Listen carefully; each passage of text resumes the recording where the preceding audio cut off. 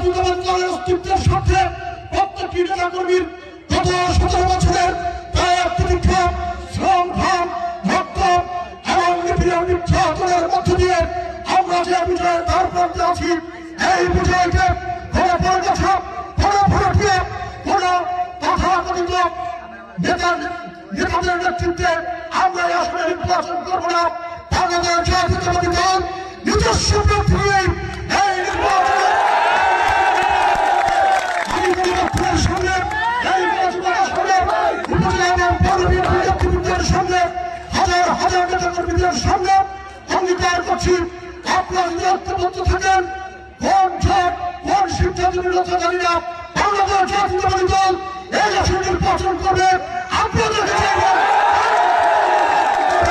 এবং আপনারা জানাতে চান